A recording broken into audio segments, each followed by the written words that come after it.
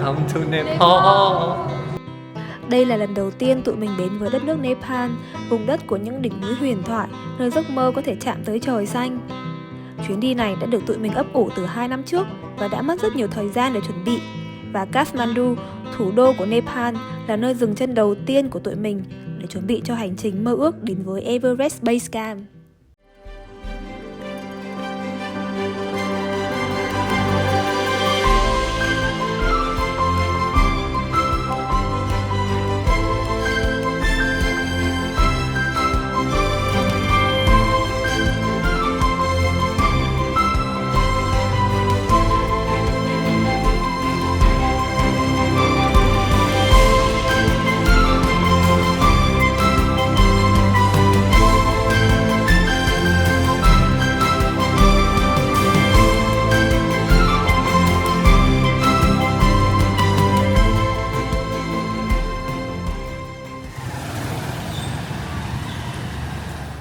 Hiện tại thì thời tiết ở Kathmandu đang mưa rất là lớn. Và mình nghe nói là ở trên Everest Base Camp còn có bão tuyết nữa. Chuyến bay của tụi mình sẽ xuất phát vào 1-2 ngày tới. Mình mong mọi thứ sẽ tốt hơn. Bây giờ tụi mình sẽ lên xe và bắt chuyến bay tới Lukla, là một chuyến bay được cho là nguy hiểm nhất thế giới, bởi vì sân bay nó ở một cái sườn núi và có độ dốc khá cao. Cùng xem nhé.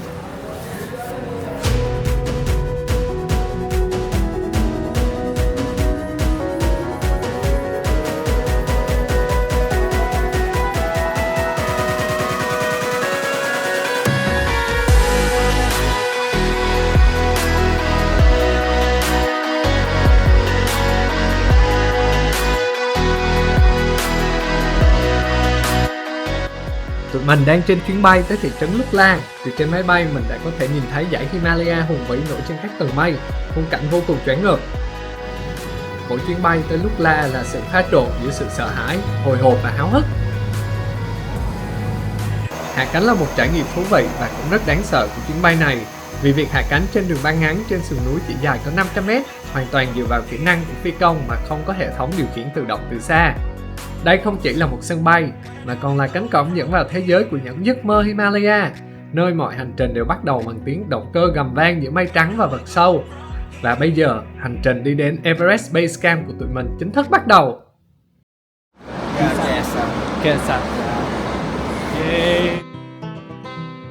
Cuối cùng thì tụi mình cũng đã gặp được Guy và Porter. Hai người sẽ đồng hành cùng hai vợ chồng mình trong suốt chuyến đi. Ngày đầu tiên, tụi mình sẽ đi bộ khoảng 8 km, từ độ cao 2.800m xuống độ cao thấp hơn khoảng 2.600m đến thị trấn Phát Đinh. Theo lịch trình thì đây là ngày dễ dàng nhất trong cả chuyến đi, nên tụi mình có thể đi thong thả một chút. Chuyến đi đến Everest Base Camp này là chuyến đi khó khăn nhất từ trước đến giờ của mình và Thảo Nguyên. Trước đây, tụi mình cũng đã đi một vài công trekking dài ngày, nhưng những chuyến đi đó kéo dài tối đa là chỉ khoảng 4-5 ngày thôi. Còn chuyến đi này sẽ là 12 ngày, khoảng cách từ 130 đến 140 cây số và sẽ chỉ có chỗ ở và đồ ăn cơ bản. Ban đêm nhiệt độ có thể xuống dưới 0 độ C và khi đi lên cao 5.000m so với mực nước biển thì không khí sẽ loãng hơn, nồng độ oxy thấp hơn, có thể dẫn đến những tình trạng nguy hiểm cho cơ thể nếu không có sự chuẩn bị và thích nghi với độ cao.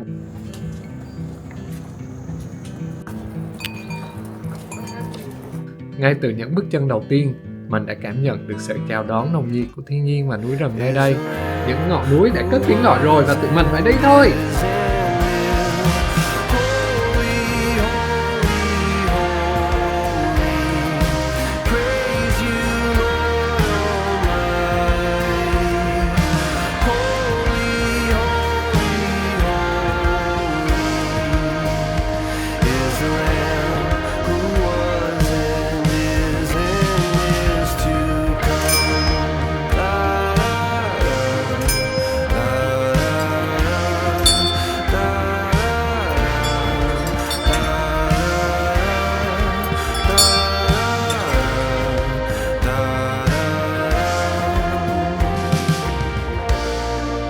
First day. First day with Hannes to work. Acting. Congratulations. Yay! Chúng mình đã đến điểm dừng chân đầu tiên cho ngày đầu tiên trong chuyến đi ở thị trấn Phát Đinh. Phát Đinh.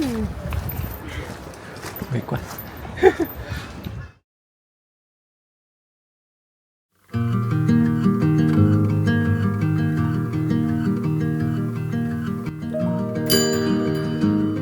Bây giờ là ngày 2, ngày tới Nam Che Baza, mệnh danh là thủ đô của Everest.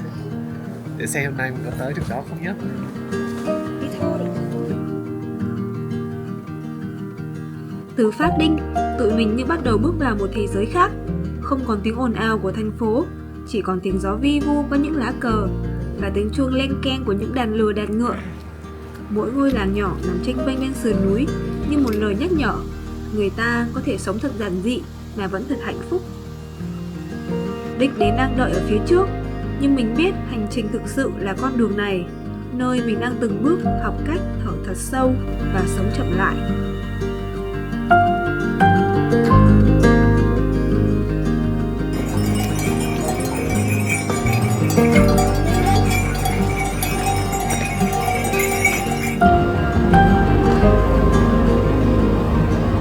And then it's Kamse Group.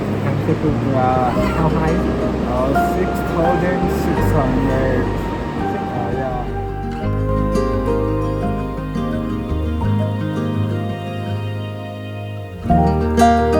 Tụi mình không phải là những nhà leo núi chuyên nghiệp, nhưng núi rừng luôn là nơi mình tìm tới để hòa vào thiên nhiên và thử thách chính mình.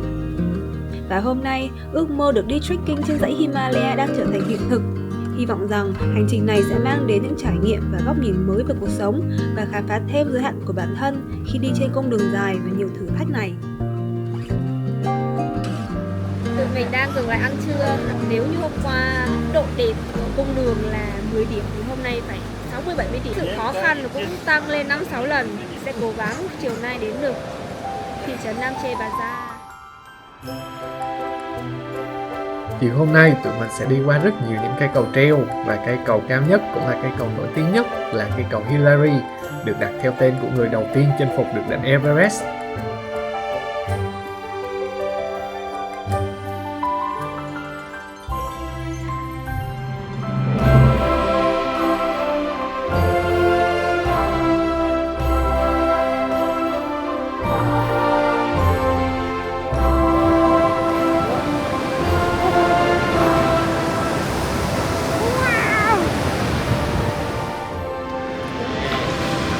On the way to Nam Che. Ngay khi đi qua cánh cổng này, mình đã cảm thấy vô cùng ngạc nhiên và phấn khích khi trước mắt mình là một thị trấn rất xinh đẹp. Làm sao nơi chốn thần tiên như vậy lại nằm ở độ cao này khi không có đường giao thông? Nam Che tự như ngôi làng cổ tích trong tranh, nép mình giữa dẫn đỉnh núi tuyết phủ trắng xóa và thung lũng xanh mướt với đổ sắc màu của sự sống kỳ diệu.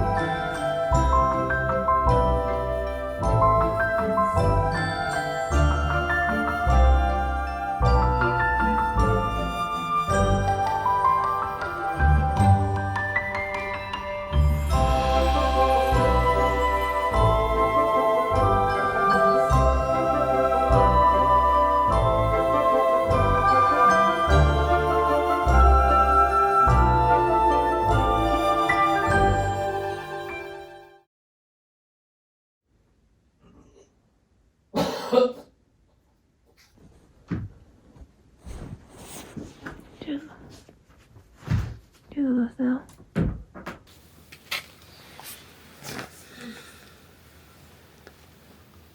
Hải Viên trông ói cả. Thì hôm qua mình mới đi khám bác sĩ. Thì bác sĩ nói là mình bị một là viêm họng, hai là viêm đường ruột. Chắc là do nước bị nhiễm khuẩn hoặc là đồ ăn bị nhiễm khuẩn, mà cái ruột của mình nó không có kịp thích nghi á, nên là mình đang phải uống kháng sinh. Thì bác sĩ kêu là mình không nên đi lên tiếp nữa, mà phải nghỉ ở đây, trạm dừng chân này ít nhất là 3 đến 5 ngày. Mình đã ở lại Nam Che thêm một ngày. Sau khi uống kháng sinh và nghỉ ngơi, mình đã cảm thấy khỏe hơn và có đủ năng lượng để tiếp tục cuộc hành trình. Và ngày hôm nay, tụi mình sẽ đi thích nghi độ cao. Trên đường đi, tụi mình sẽ lần đầu tiên được chiêm ngưỡng đỉnh núi Everest huyền thoại. come the stars come to shine when it's dark from so far away and show us where we are? What makes the sun go to sleep every night, and what's it dreaming of? I wonder.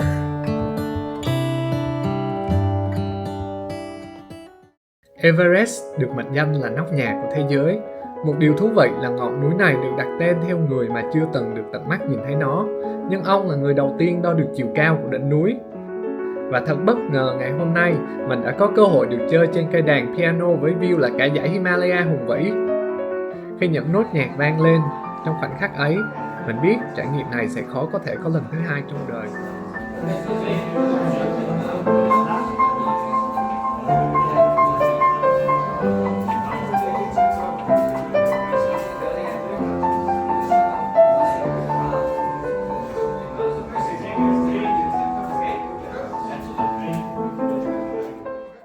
How come the sky sometimes hides behind the clouds? Maybe it's just like me, a little bit scared of heights. Why does the rain always keep on pouring down when it's gray outside? It really makes me wonder. Yeah, it makes me wonder.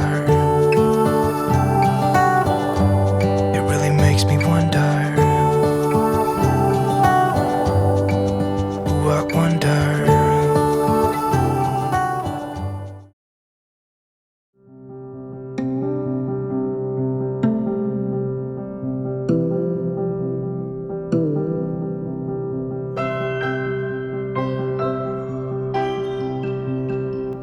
Hôm nay, tụi mình sẽ đi 10 km tới thị trấn Temboche ở độ cao 3.860m. Mỗi bước chân mở ra một góc nhìn mới và mỗi khung cảnh đều đẹp như một tấm postcard. Và điều đặc biệt là mình đang đứng ngay ở trong đó.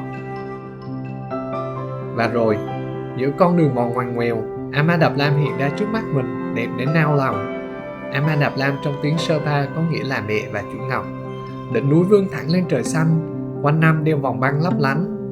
Ở Nepal, đây được coi là ngọn núi đẹp nhất dãy Himalaya, cũng là một trong những đỉnh khó và nguy hiểm nhất thế giới. Tụi mình đã gặp được một bác người Nhật rất thú vị, đang trên đường chinh phục đỉnh núi này. Our new friend, his name is Hiro, 62 years old. He's climbing Ama Dap Lam today.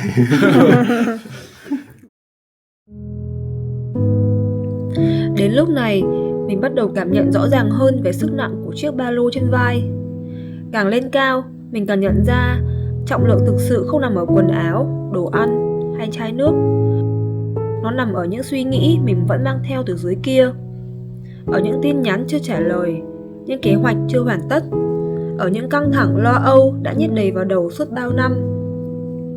Mỗi lần dừng lại thở, mình lại bỏ bớt đi một thứ, một nỗi sợ cũ, một cái tôi thừa, một câu hỏi không cần thiết. Càng bỏ đi, ba lô càng nhẹ, tim mình càng mở rộng hơn. Hóa ra, hành trình lên Everest Base Camp không chỉ là leo núi, đó còn là học cách bỏ lại phía sau những thứ không thuộc về mình nữa, để khi đứng trước những điều tuyệt vời trong cuộc sống, sẽ là một trái tim rộng mở, có thể ôm trọn mọi khoảnh khắc vào lòng.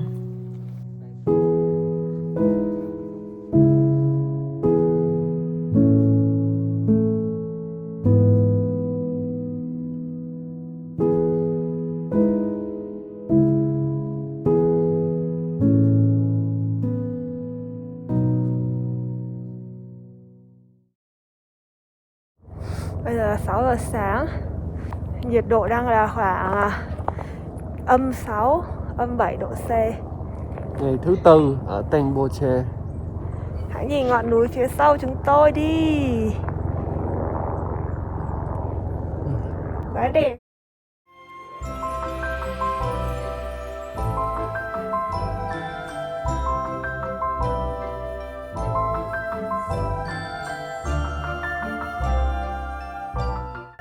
We just met new friends here.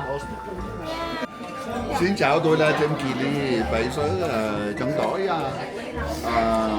Temboche, Nepal. Ngày hôm nay, tụi mình sẽ đi tới thị trấn Rinpoche ở độ cao 4.400 m.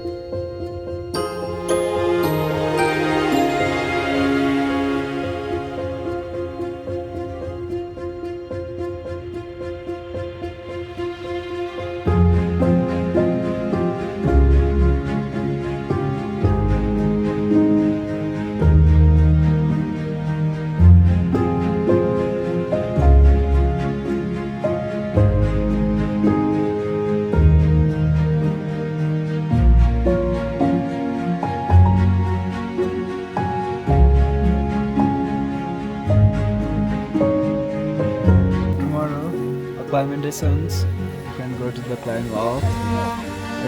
That is top to 5,000. Up. To the cloud. To the cloud. It's cloudy.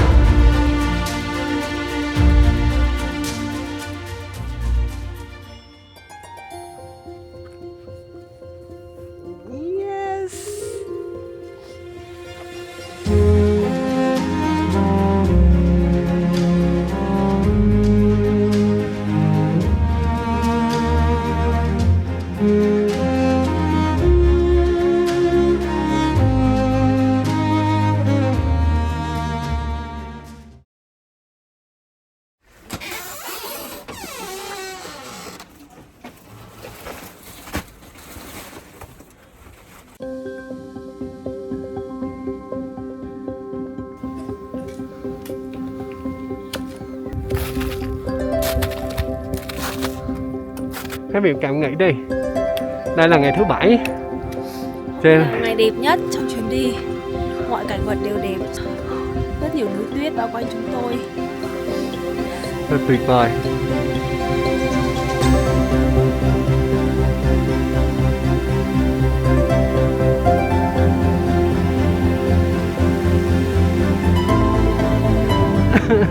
Đỉnh núi này là Tabuche, cao 5.300 m.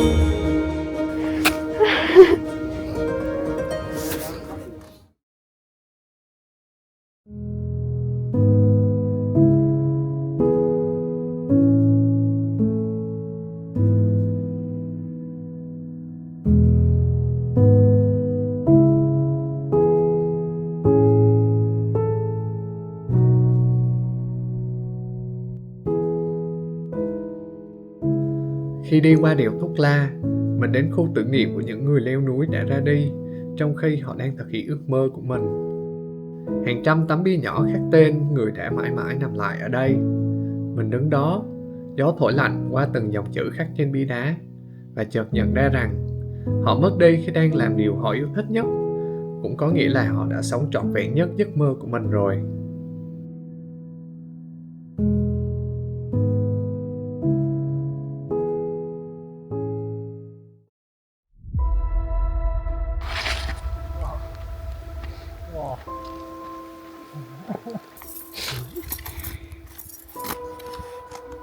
Đẩy hết lên. Mày Rồi. quyết thật.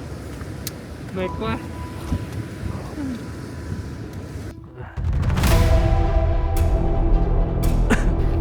Khi mặt trời chậm chậm lạc khuất sau những rặng núi, gió rít từng cơn dữ dội như những con quái vật vô hình. Con đường trước mặt bị một lớp băng tuyết bao phủ dày đặc, khiến mọi bước chân sơ sẩy đều có thể phải trả giá đắt.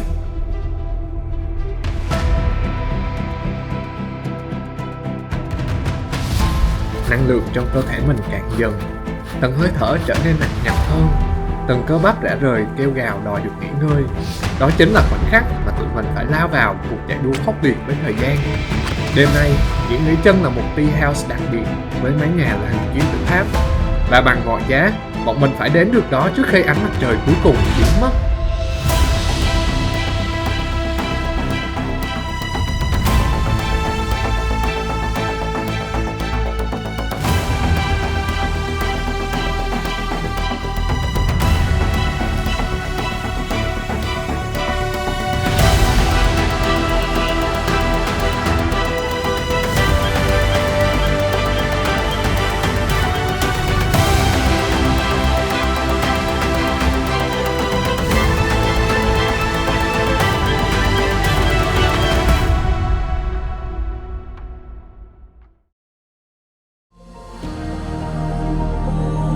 Sau một giấc ngủ dài, năng lượng đã được nạp đầy. Everest Base Camp chỉ còn cách 7 km nữa thôi. Tụi mình đã sẵn sàng để về đích rồi.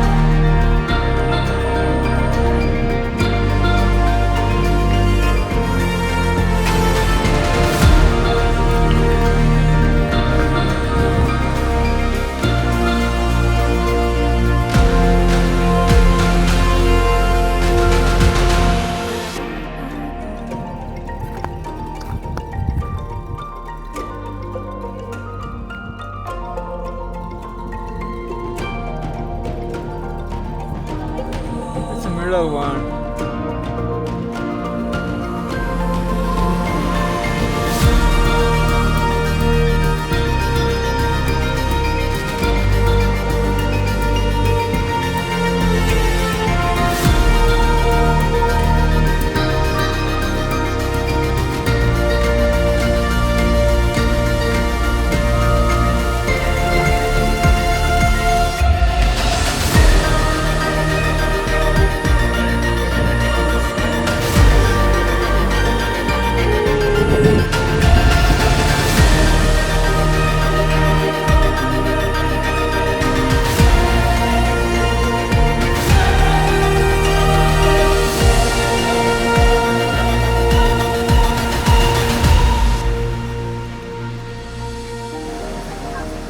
Hôm qua, tưởng là đã vượt lên chính mình rồi.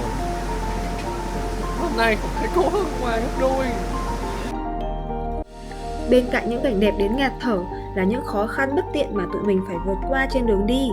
10 ngày trekking là 10 ngày tụi mình không tắm gội, không ăn thịt, bị bệnh phải nghỉ lại thêm một ngày. Đây là cách mình tắm. Nước nóng băng rồi.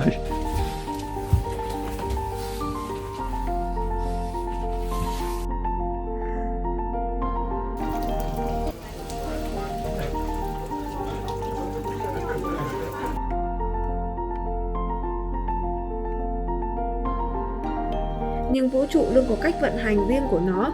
Ta sẽ luôn ở đúng nơi và đúng thời điểm mà mình cần. Một ngày đi chậm lại đó chính là một món quà. Mình đã tưởng rằng sẽ không thể gặp lại được những người bạn khởi hành cùng thời điểm. Nhưng đến ngày cuối cùng, trên đường tới Base Camp, tụi mình đã gặp lại tất cả những người bạn này. Và không chỉ vậy, tụi mình còn gặp thêm được rất nhiều người bạn mới vô cùng thú vị và được truyền cảm hứng bởi những câu chuyện của họ.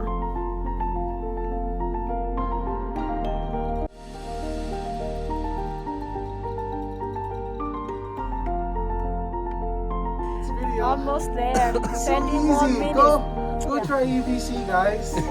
Easy. It's a very easy track. Nothing hard.